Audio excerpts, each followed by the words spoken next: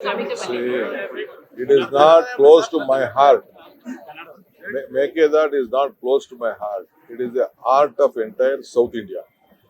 Mekedat is a project which helped Tamil Nadu more than Karnataka because we are committed to leave 177 point whatever the TMC has been ordered by the Supreme Court and whatever is there, that we are committed to leave. So we have to protect Tamil Nadu farmers. So in order to, it is a balancing reservoir. Not even a single TMC of water, bucket of water can be used for irrigation except Bangalore city drinking water. For Bangalore city, it is very much important because the population is growing very high. We can't bring water from Krishna. It is only the Kaveri source. So when the balancing reservoir is there, we can have this water. That's all. Apart from that, drinking water, there is no benefit. Tamil Nadu Chief Minister Vijay says he will ask Prime Minister Modi to reject Mekedad. See, Will you try to invite Vijay for it? see, they have an entire Tamil Nadu as a political agenda. Last 40, 50 years, they have political. I don't want to intervene with their political. The matter was with the court. The court has already given a direction. You confirm they have also the whatever the judgment has come. It has come the benefit of both the states. At any cost, it is our bound duty to see that we leave them 177 TMC of water. Last year, more than 400 TMC of water has gone to the sea.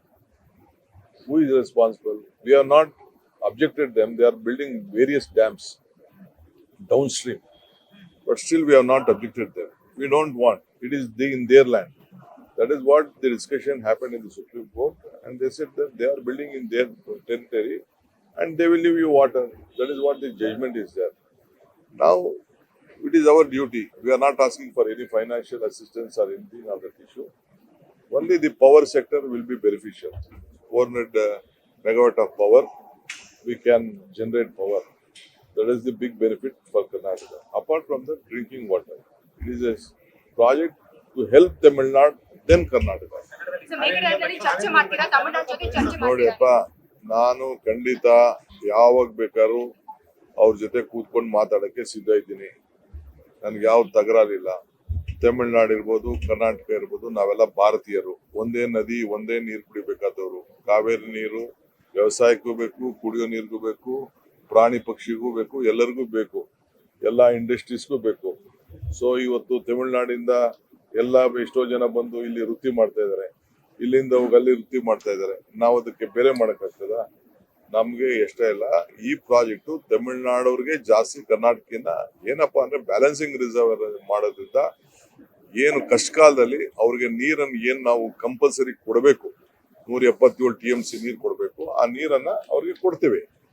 ಇಲ್ಲಿ ಏನಪ್ಪಾ ಅಂದ್ರೆ ನಮ್ಮ ಮಂಡ್ಯ, ಈ ಕಡೆ ಹಾಸನ, ಈ ಕಡೆ ಬೇರೆ ಏನು ನಮ್ಮ ಜಿಲ್ಲೆಗಳಿದೆ, ಚಾಮರಾಜನಗರ, ಆ ಜಿಲ್ಲೆಗಳಿಗೆ, ತುಮಕೂರು ಜಿಲ್ಲೆ, ಆ ಜಿಲ್ಲೆಗಳಿಗೆ ಇಲ್ಲಿ ಸ್ಟೋರ್ ಮಾಡಿಬಿಟ್ಟು ಆ ತೊಂದರೆ ಸಂದರ್ಭದಲ್ಲಿ ನಾವು ಕೆಳಗಡೆ ಬಿಡ್ಲಿಕ್ಕೆ ಒಂದು ಅವಕಾಶ ಇದೆ.